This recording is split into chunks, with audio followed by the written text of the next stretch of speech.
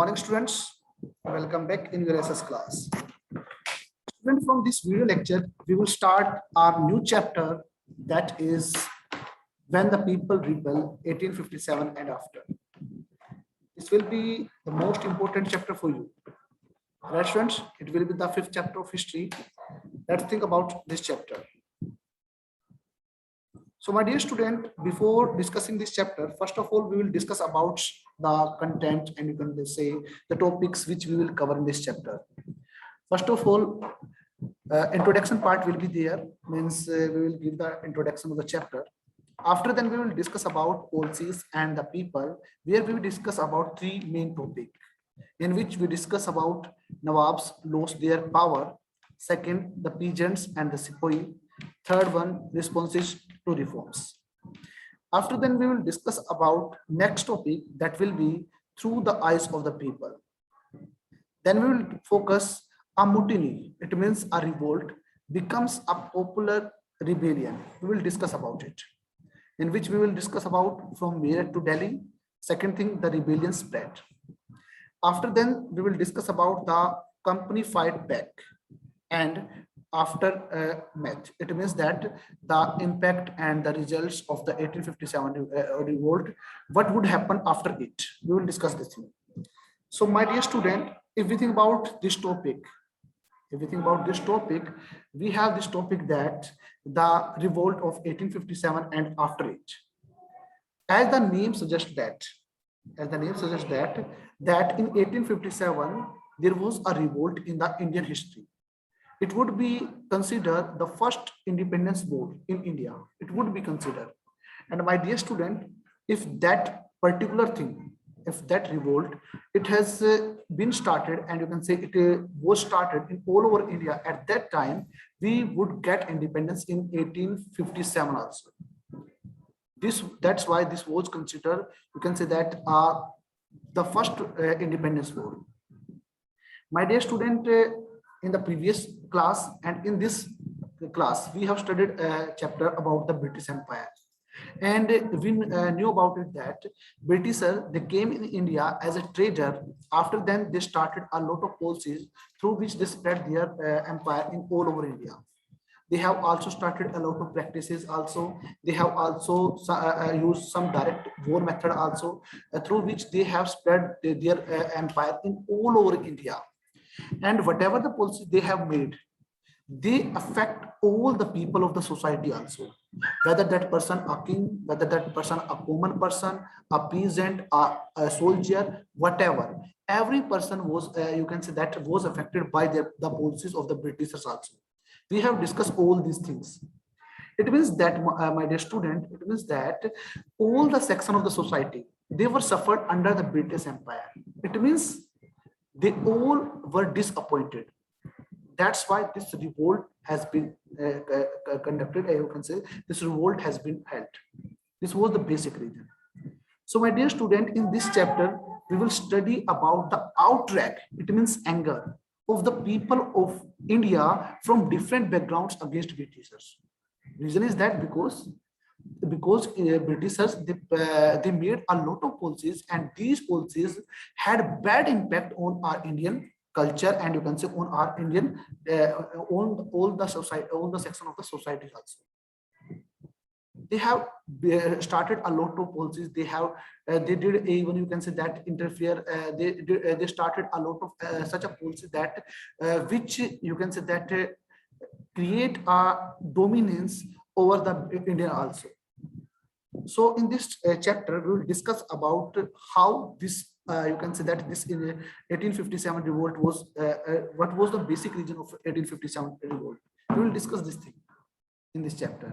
And after then, we will discuss about that whether this revolt of 1857, it has been, you can say that whether this was successful or not. Okay, we will discuss this thing also, that this revolt, it was successful or not. After then, we will discuss about that after 1857, what was the result of this war also. We will discuss all the things in this chapter, right? So our first topic, it will be that policies and the people. First of all, we will discuss about it, right? So in our previous chapter, we have studied that the policies made by the Britishers, they were affecting the lives of the Indian people in many ways. Means whatever the policies were prepared by Britishers and whatever the policies introduced by the Britishers, all were affecting the life of the life of the people of the Indian society, and these have different manner also. The policies which was prepared by the East India Company, they had effect on different people. Means it affected all the people of the different section also. Means whether the person belongs to the monarchy.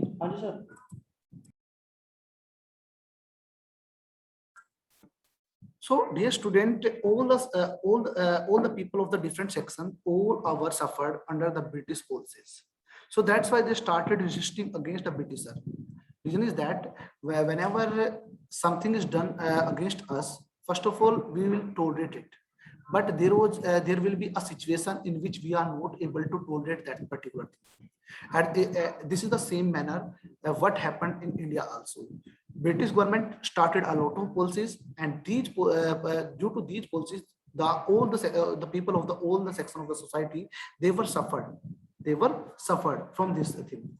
So my dear student, so that's why there was a situation. It was created that people have to raise their voice against it also, and that's why they started to revolt against them.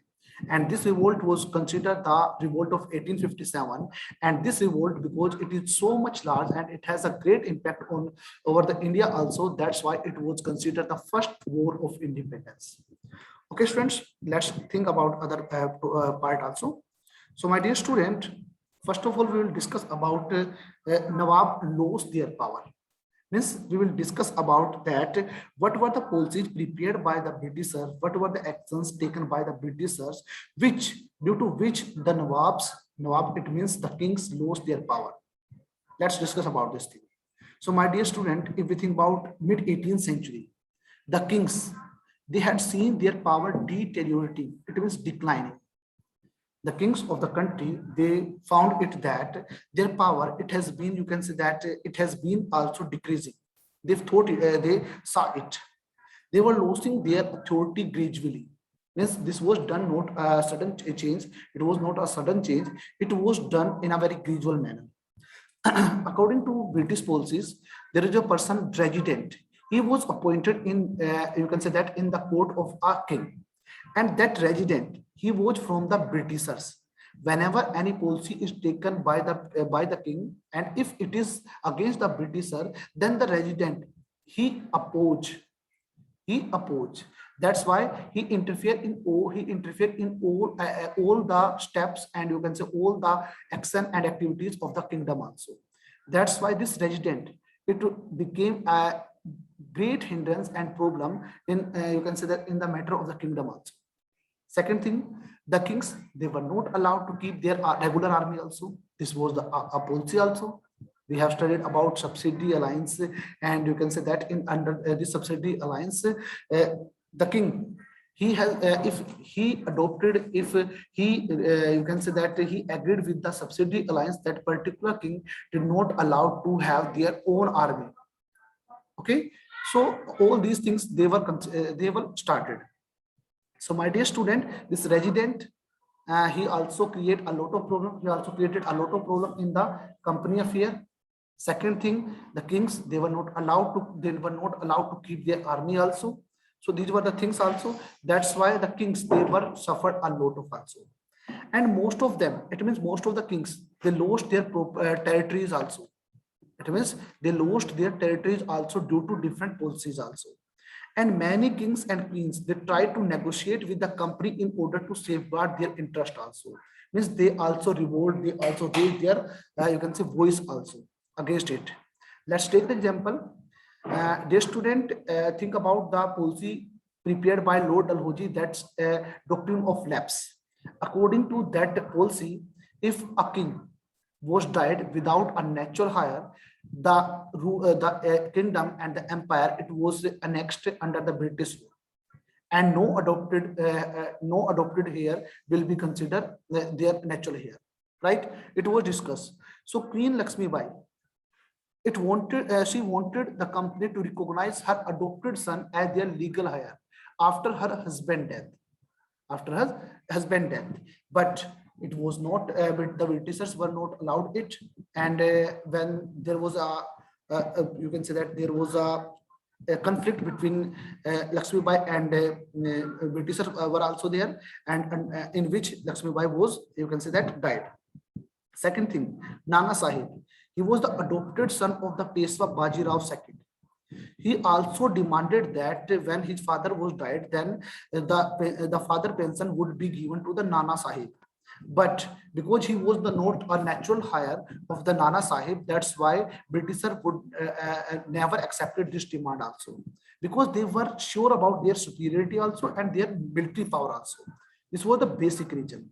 So my dear student, if we think about the policies introduced by the Britishers, these were so much harsh and you can say so much strict and so much you can say invalid for you can say वो हमें किसी भी प्रकार से कोई भी benefit नहीं देती थी, वो इस प्रकार की पॉलिसीज थी, right friends? So these were the policies. Now think about another thing also. There was a empire, that is Awadh. He was the last territory to be annexed in 1801. Listen it carefully. Awadh, it was the last territory to be annexed in 1801. British imposed subsidiary alliance there. Under subsidiary alliance, Indian rulers were not allowed their independent armed force. They had to keep a company army there, and the ruler had to pay to the company also for the army, so that the maintenance could be there. So this was the subsidiary alliance. In 1801, subsidiary alliance was received by the Awadh, and in this way, Awadh became a part of the you can say British Empire, but not fully. In 1801, subsidiary alliance, it was imposed on Awadh. According to that subsidiary alliance, the king would be the Nawab would be the same, but they did not have any right to have their independent army. If they required any army, then the company army would help them, and for this the Nawab had to pay for their maintenance also. This was the subsidiary alliance. But my dear student, after adopting this policy also, means whenever Awadh adopted this policy also, however, in 1856, the Britishers annexed Awadh in a very different manner. They gave an excuse that there was a misgovernment in the territory. Means Awadh rulers, they were not able to govern the territory in a very fair manner. There was a misgovernment in Awadh also. So Lord Dalhousie declared that it was the responsibility of the British government. It was the responsibility of the British government to ensure the proper administration in Awadh also. That's why they annexed Awadh in 1856. The student, in 1801, Awadh, you can say adopted Awadh received subsidiary alliance. It was there, but according to this, Awadh not a part of the British Empire. But in 1856, the Awadh, you can say that Awadh, it was totally annexed in the British Empire, and they gave us just only simple excuse that there was a misgovernment in the territory, and it was the responsibility of the British government to ensure the proper administration. That's why they annexed this territory in their empire. Second thing, the company even tried to negotiate the authority of the Mughal Empire also. At that time, Mughal Empire is the you can say that is the Mughal Emperor is the emperor of the whole India also, right? So the company tried to deteriorate, it means decline the authority of the Mughal Empire. How? Let's discuss about it. First of all, they stopped minting coins on the Mughal king's name. Means अगर हम कभी भी कोई coin बनाते हैं तो वो उस authority के नाम से बनता है. तो सबसे पहले उन्होंने क्या किया? Coin बनाने से इनकार किया. Means first of all, they stopped to minting coins on the name of the Mughal. Second thing, in 1849, Governor General Lord Dalhousie, he announced that the successor of the Bahadur Shah will not stay in the Red Fort. Means whosoever is the king of Delhi that person has the legal authority to live in Red Fort. But Lord Dalhousie, the Governor General, at that time in 1849, he announced that the successor का मतलब था उत्तराधिकारी, the successor of the Bahadur Shah will not stay in the Red Fort. It means it was an indirect method to avoid the authority of the Mughal Empire. It was the you can say indirect method.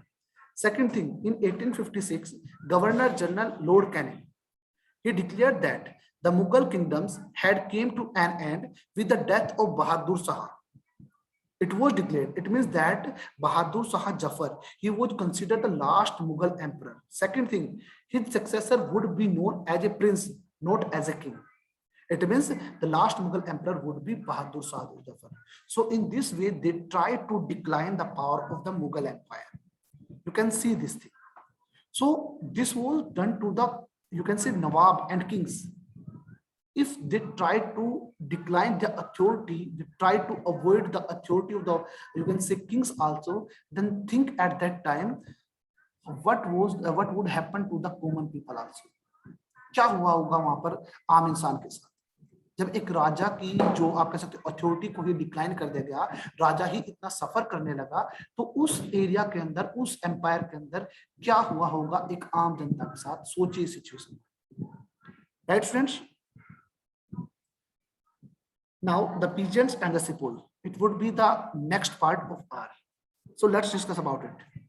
So my dear student, in the countryside, it means in the villages, the peasants and the jamidars, they were burdened with the heavy taxes and rent, and it was taken from them. Means in the countryside, peasants and jamidars, they live there. Countryside, it means in the villages, and the British government put heavy taxes and rent on them. And even the methods of the collecting of the tax, it is very harsh, it is very strict also. And even sometimes the peasants, they have to take loan, they had to take loan from the money lender also, and even they were failed to pay their loans also. That's why they were forced to give away the ownership right of their land also. This was the situation of the peasants at that time also. It means that the peasants and the jamidars, they suffered a lot in the, you can say, under the British Empire also, right? And let's think about the Indian sepoy. It means Indian soldiers also. They were also unhappy about the policies, about their salaries and allowance, and you can say the condition, whatever they have to serve there. They were also disappointed with them. Some of the new rules, they were also against their religious sentiment also. First of all, the salary. If an Indian person having some rank and the Britisher having some rank, the British officer had high salary, but the Indian member have low salary. Allowance is given, but it is very low to the Indian people also.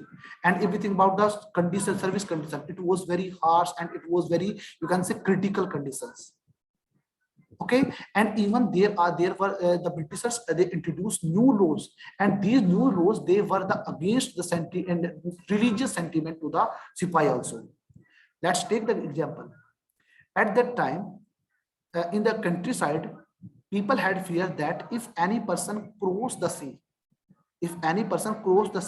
so they had a myth that they would lose their religion if they crossed the sea. There was a myth, and you can say, आप इसे अंधविश्वास, superstition भी कह सकते हो, but it was a myth at that time. But in 1824, the Indian soldier, they were asked that they have to cross sea to go Burma. They have to cross the sea and to go Burma and fight from the Britisher also. But the Indian member, they disagree about it. They did not approve about it. Even they were ready to go in Burma by land route, but they would not go by sea route. But in 1856, the British government, it has introduced a new law. It has passed a new law. According to that law, whosoever Indian member would want to be a part of the British army, he had to agree to serve overseas also. Means उसे समुद्र पार करके दूसरे area में जाना भी पड़ेगा. उसके लिए 1856 में एक एक्ट बना दिया गया. So that's why the Sipai, they were also against the British. They were also create a disappointment towards it. Okay, next thing, the Sipai, the soldiers, uh, the behavior of the British, you can say high rank person, uh, the behavior, it was very harsh towards the Indian soldier also. And my dear student, we have discussed about Awadh also. We have discussed about Awadh also. There, Awadh, it was annexed. It was annexed by the, you can say that, एक गलत नीति के माध्यम से उन्होंने क्या क्या wrong policy के माध्यम से उन्होंने अवध को अपने राज्य में मिला लिया. And there are many soldiers. There were many soldiers from the Awadh also. That's why they were against it also. And maximum soldiers, they belong to the countryside also. And even the Britishers, they started a lot of policy which was, you can say that, create a disappointment among the peasants also. And peasants have to, you can say that, they had to lose their land also. That's why the soldiers, they were against, whenever they heard about these situation and these policies, they were against to the Britishers also, right? So this was the all about our whole lecture.